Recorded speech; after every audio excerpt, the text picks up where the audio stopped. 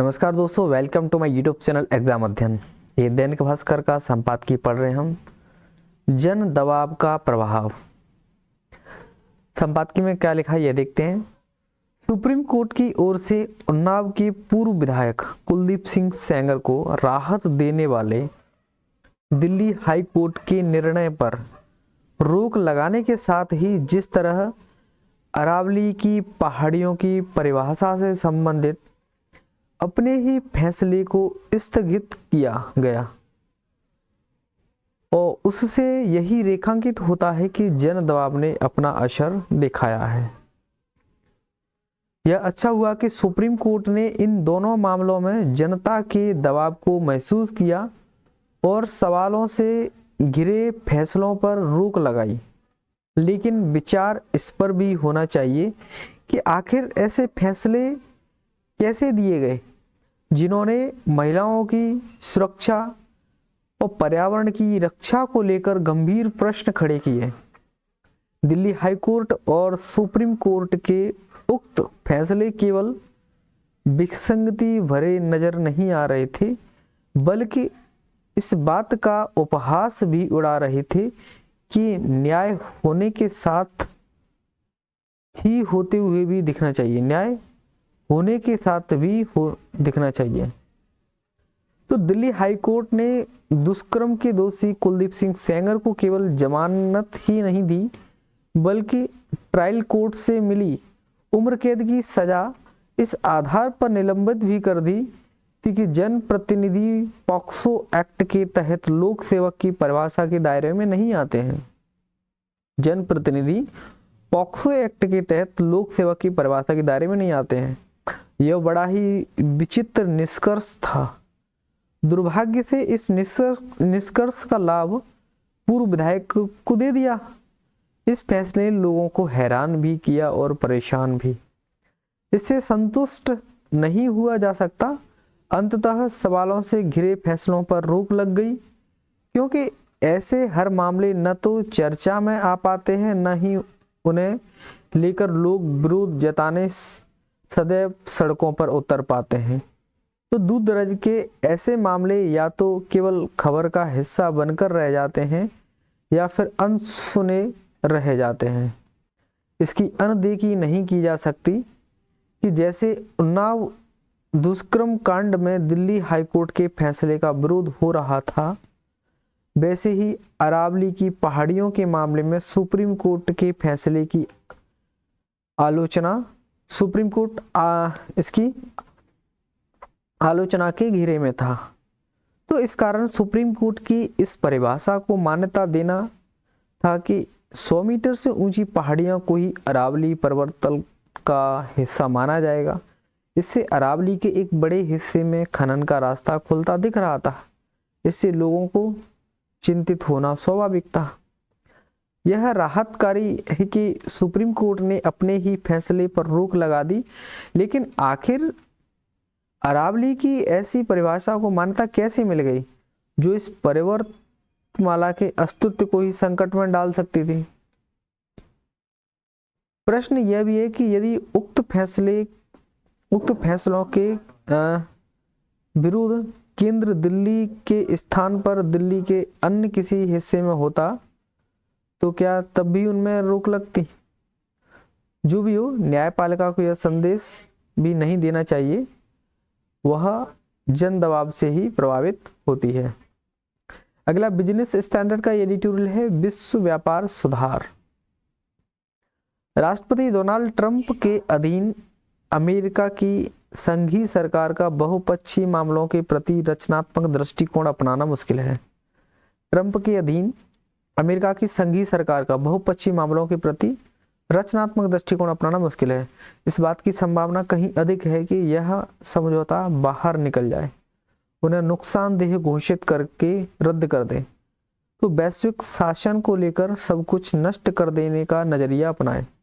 खुद राष्ट्रपति का लंबे समय से यह मानना रहा है कि व्यापारिक व्यवस्थाएं खास तौर पर गलत तरीके से अपनाई गई हैं और वे अमेरिका के हितों के विरुद्ध बनी हैं।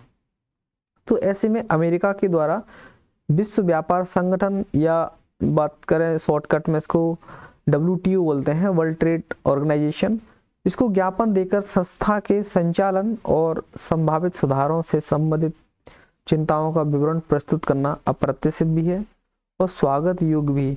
उसने 2024 और 25 के लिए WTO को अपना बकाया भी चुका दिया है। इससे संकेत मिलता है कि ट्रंप प्रशासन भी कुछ हद तक यह उम्मीद करता है कि इस संस्था को बचाया जा सकता है। यह ध्यान देने योग्य बात है कि WTO को कमजोर करना केवल रिपब्लिकन की प्राथमिकता नहीं है। जो बाइडेन के पिछले प्रशासन ने भी न केवल भुगतान में देरी की बल्कि संगठन की अपील इकाई के संचालन पर भी लगातार चींटी लगाया था, जिसके बिना विवाद निपटान के मामले में यह संस्था निष्प्रभावी हो जाती है। जब WTO ने यह निर्णय दिया कि ट्रंप के पहले कार्यकाल में इस्पात और अन्य वस्तुओं के आयात पर लगाए गए प्रतिबंध अवैध थे, तो बाइडेन जो प्रशासन था उसने घोषित किया कि यह निर्णय को स्वीकार या पालन नहीं करेगा। अमेरिका के ज्ञापन से यह खुलासा होता है कि वह किन किन तरीकों से मानता है कि WTO को ठीक से काम नहीं कर रहा है। इनमें से कुछ शिकायतें व्यापक रूप से साझा की जाती हैं।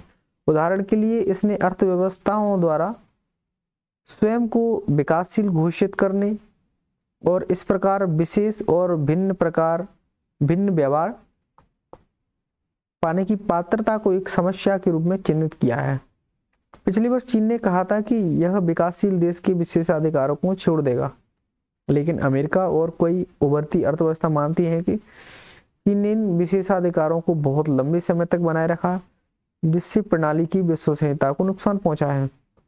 अमेरिका चाहता है कि आगे से विशेषाधिकार केवल सबसे कम विकसित अर्थव्यवस्थाओं तक सीमित रहें। उसने अवैध निर्यात सब्सिडी की अधिक पारदर्शी ढंग से जांच की मांग की है और चीन के साथ यह दिक्कत लगातार चल रही है। इससे कई व्यापारिक साझेदारों को मानना है कि पूंजी, बिजली और पानी की छिपी हुई सब्सिडी WTO के नियमों का उल्लंघन करती है, लेकिन जो चीनी प्रणाली की अपारदर्शिता के कारण कोई जवाबदेही लागू नहीं होती है। अमेरिका उचित ही इस पर सवाल उठाता है।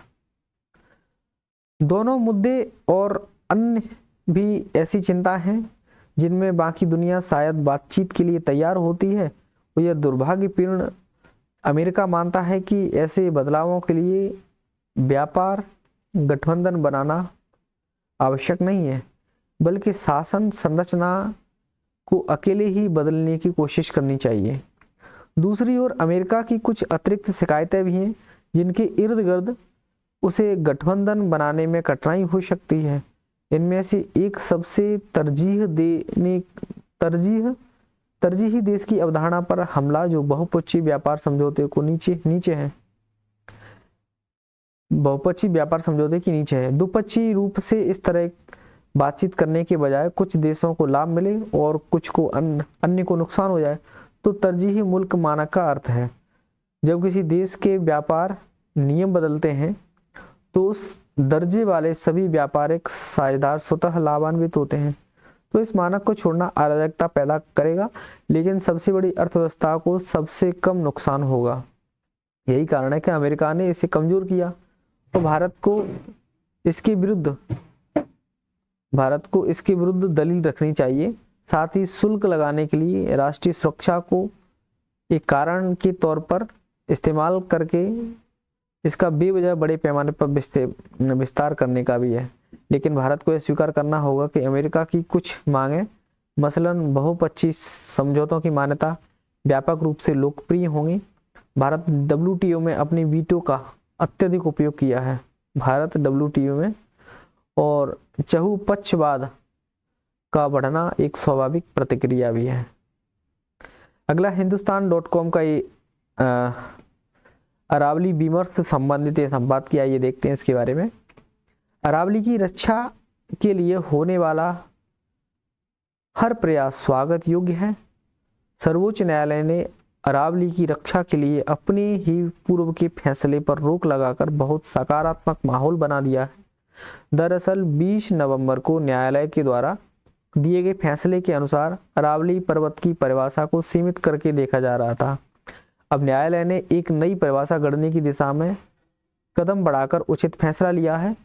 इस पूरे क्षेत्र में खनन संबंधी नियमों को दुरुस्त करने की जरूरत है। यदि नियमों में ढिलाई हुई तो फिर अरावली की रक्षा नहीं हो सकेगी। तो सर्वोच्च न्यायालय को अरावली संबंधी नियमों के पुनर्विचार पर पूरी दृष्टि रखनी पड़ेगी। यह एक ऐसा व्यापक विषय है जिसे सामान्य ढंग से बरतने के बड़े नुकसान हैं। जाहिर है कि न्यायालय के सामने जो तथ्य रखे जाते हैं उन्हीं के आधार पर न्यायमूर्ति निर्णय सुनाते हैं। तो अरावली ऐसा विषय है जिसमें कदम कदम पर तथ्यों की पड़ताल जरूरी है और ऐसे में यह बहुत सराहनीय है कि अरावली की उपेक्षा संबंधी शिकायतों का सर्वोच्च न्यायालय ने स्वतः संज्ञान लिया है।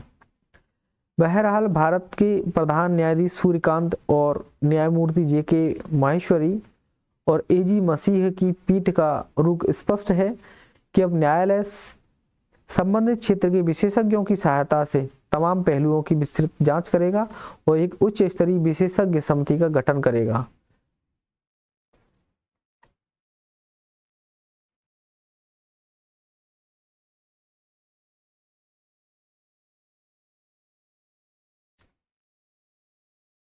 यहाँ निष्पक्ष और तटस्थ और स्वतंत्र राय की आवश्यकता है।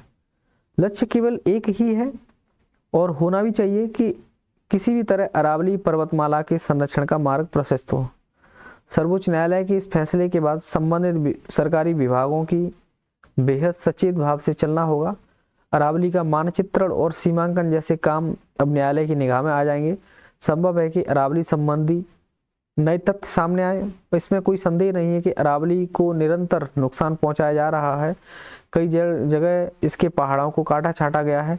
यह ध्यान देने की बात है कि एक पहाड़ अगर जमीन के ऊपर होता है तो उसका फैलाव जमीन के अंदर भी होता है। किसी पहाड़ को जब काटा जाता है तो उसकी नींव भी खोद दी जाती है। तो ऐसा अरावली की पहाड़ियों के साथ अनेक जगहों पर हुआ है। अतः खनन की स्वतंत्र पड़ताल आवश्यक है।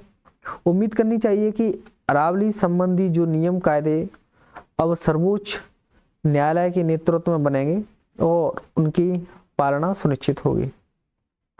इस पूरे प्रकरण में एक तथ्य यह भी है कि सरकार ने पूर्व में आए आदेश की कमियों को स्वीकार किया है और केंद्र सरकार की ओर से पेश हुए सॉलिसिटर जनरल तुषार मेहता ने स्वतः संज्ञान कार्यवाही का स्वागत योग्य करते हुए माना है कि नवंबर के फैसले पर कई गलतफहमियां हैं।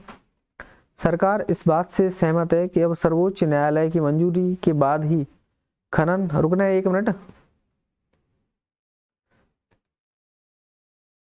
आवाज आ रही है इसमें, थोड़ा 2 मिनट की। खनन या अरावली संबंधी कोई नियम लागू नहीं होगा। पर्यावरण विशेषज्ञों की सलाह पर गौर करने की जरूरत है। खनन व्यापार का विषय है, उसे पूरी तरह शायद नहीं रोका जा सकता, लेकिन खनन ऐसा न हो कि लोगों की जान बन आए। प्रकृति ने हमें जो पहाड़ पर्वत दिए हैं उनका लाभ हमें सदियों से उठाते आ रहे हैं। इस प्राकृतिक लाभ से हमें वंचित नहीं होना चाहिए। न्यायालय अरावली की रक्षा अवश्य करेगा, लेकिन यहाँ आम लोगों को भी सजग रहना होगा ताकि प्राकृतिक संसाधनों की जानलेवा लूट को रोका जा सके। Thank you. जय हिंद, जय भारत।